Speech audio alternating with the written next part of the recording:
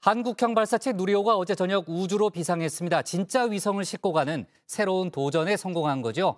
누리호에 실려간 위성 8기 중 5기는 지구와의 교신에까지 성공한 상태입니다. 나머지 3기는 아직은 좀 더 상황을 지켜봐야 하는 입장인데요. 관련 내용을 유한울 체커가 정리했습니다. 5시 하면 다정해 정혜원들의 뉴스 큐레이터 울체커입니다. 금요일의 뉴스픽 5 바로 들어갑니다. 오늘 준비한 소식은요. G7 우주클럽, 아빠 찬스 어게인, 강제 해산, 3,000명 발 묶였다. 50억 클럽 압수수색으로 가져왔습니다. 정말 누리호 전문가로 거듭나고 있는 저 울체커입니다. 어제도 누리호 전문가의 사명을 띠고 다정회를 마친 뒤에도 바로 퇴근하지 않고 있었는데요. 바로 오후 6시 24분 누리호가 도약하는 순간을 지켜보기 위해서였습니다. 기다린 보람은 있었습니다. 우리 누리호 3차 발사를 성공적으로 해냈습니다. 5, 4, 3, 2, 엔진 점화, 26.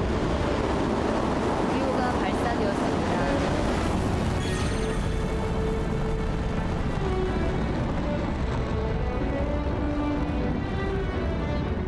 큐브셋 3번 분리 확인. 큐브셋 5번 분리 확인.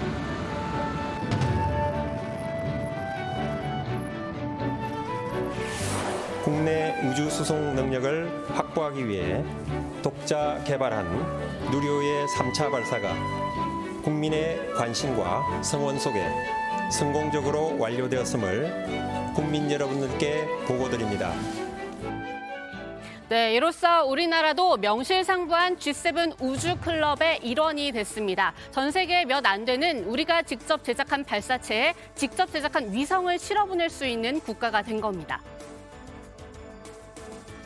지금 전 세계에 그 자체 제작 발사체와 자체 제작 위성으로 로켓을 발사하고 또 위성을 궤도에 올려놓을 수 있는 나라가 7개 나라밖에 없습니다.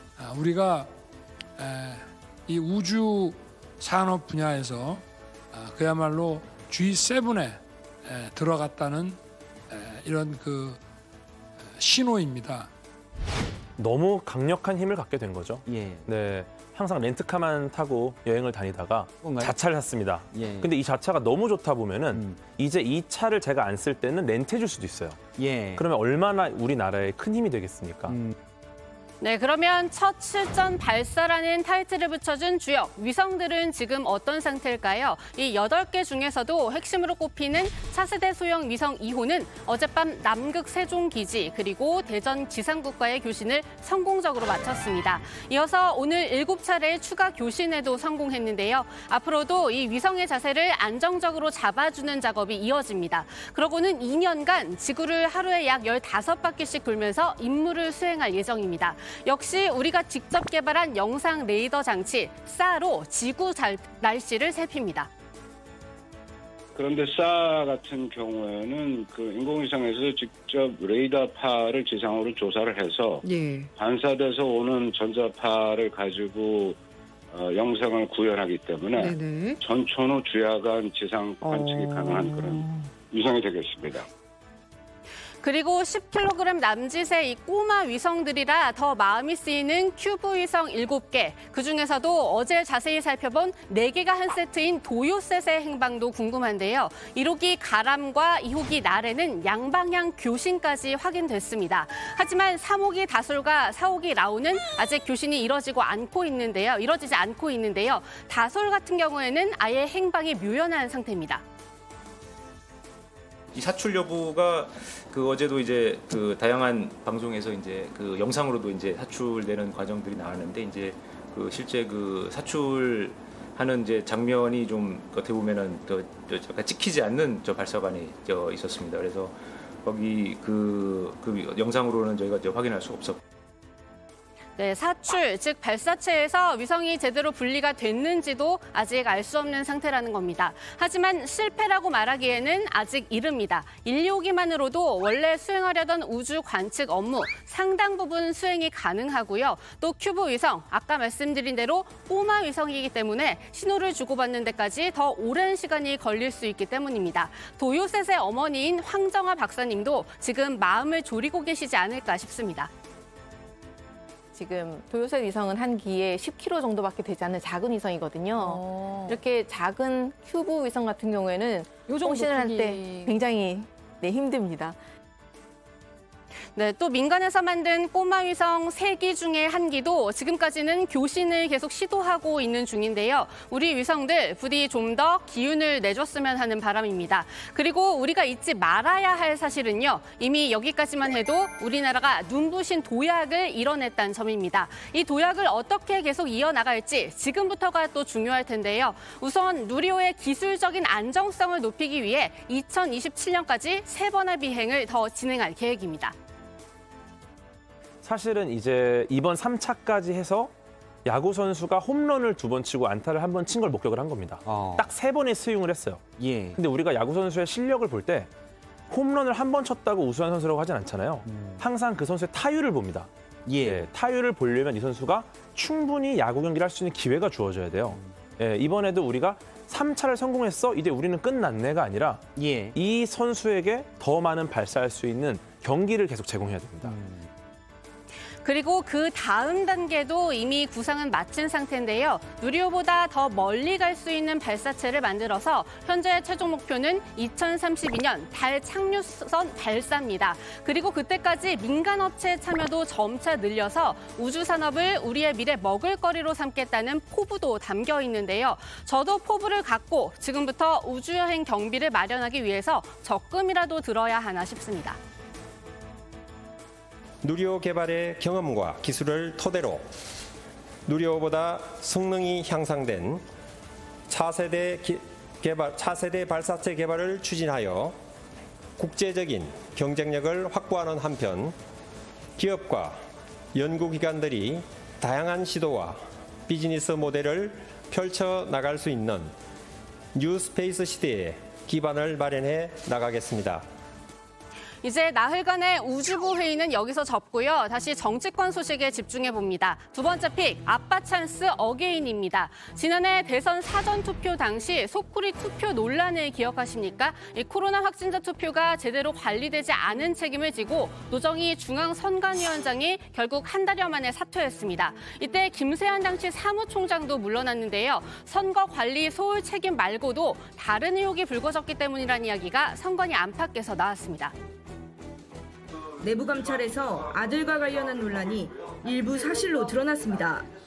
인천시 선관위에 근무하고 있는 아들 김모 씨가 지난해 관사를 사용하고 올해 초 해외 출장자로 선정됐을 때 부적절한 업무 처리가 있었던 것으로 확인됐습니다. 김 씨는 김 전 총장이 선관위 사무차장일 때 인천시 선관위로 자리를 옮기기도 했습니다. 네, 한마디로 아빠 찬스 논란이죠. 시민단체 고발로 조사를 이어간 경찰이 올해 김 전 총장의 혐의 상당수에 대해 무혐의 처분을 내리기는 했지만요. 당시에는 뜨거운 논란거리 중에 하나였습니다. 그런데 1년여 만에 비슷한 논란이 또 선관위에서 터졌습니다. 사무총장과 사무차장의 자녀 역시 아빠 찬스를 통해 선관위 경력직으로 들어왔다는 의혹이었습니다. 그 기간... 아빠 찬스 아닙니까? 예? 아빠 찬스. 아닙니다. 그거 더 드러나는 거 아닙니까? 드러나면 제가 그 책임을 지겠습니다. 책임을 지는 거 사퇴하시겠습니까? 아빠 찬스를 졌다 하면은 제가 법적인 책임을 져야 된다고 하면은 당연히 무당 책임을 져야죠. 이렇게 답한 지 8회 만에 결국 두 사람 모두 자리에서 물러났습니다. 법적인 책임을 지겠다고 하더니 현 사태에 대한 도의적인 책임을 지고 사퇴한다고 했습니다. 사무처 수장으로서 제기돼온 국민적 비판과 지적을 겸허히 수용한다고도 했는데요. 실제 선관위는 현재 이 건들을 포함해 6건의 의심 사례를 들여다보고 있습니다.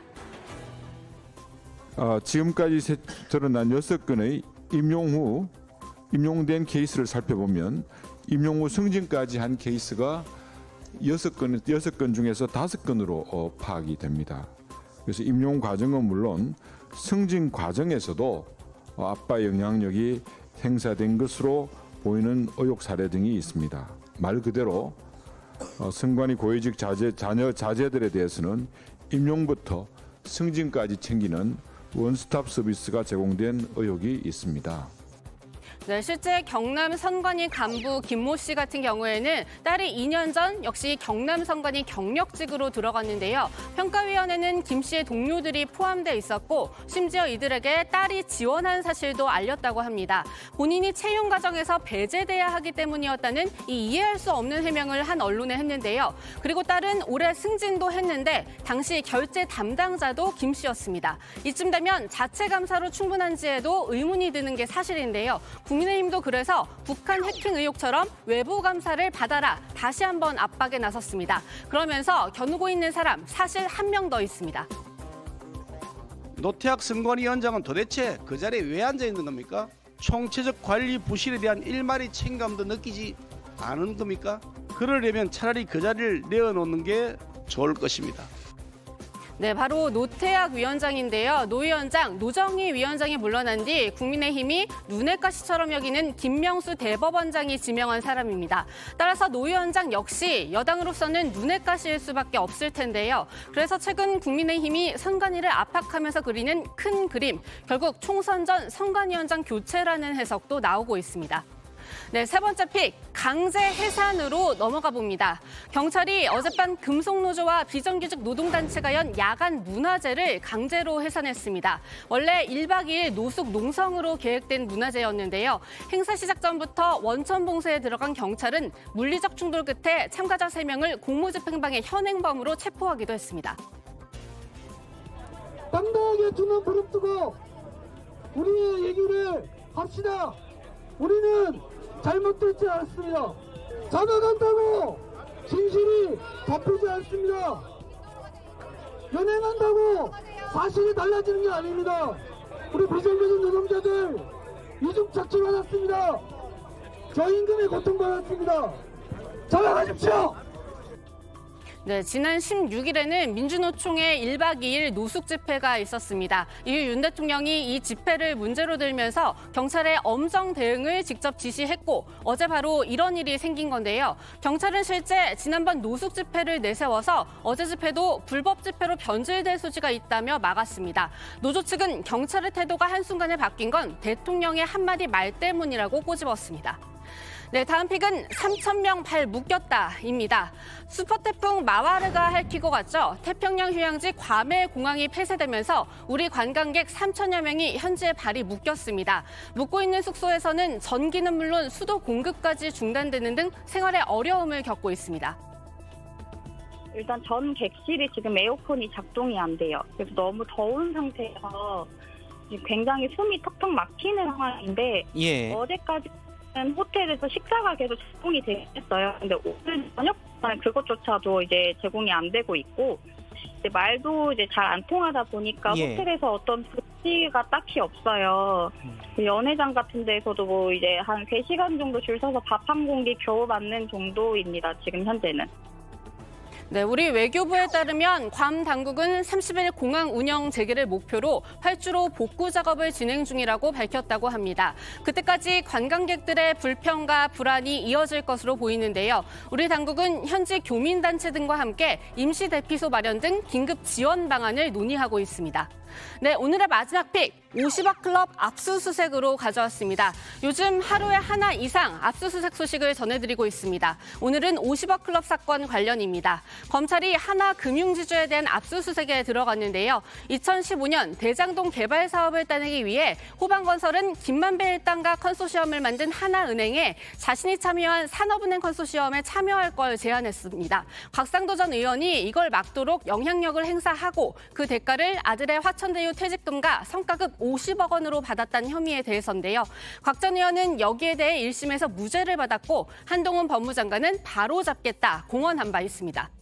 네, 오늘의 뉴스픽은 여기까지입니다. 들어가서 원픽 뽑겠습니다. 뉴스픽 5였습니다.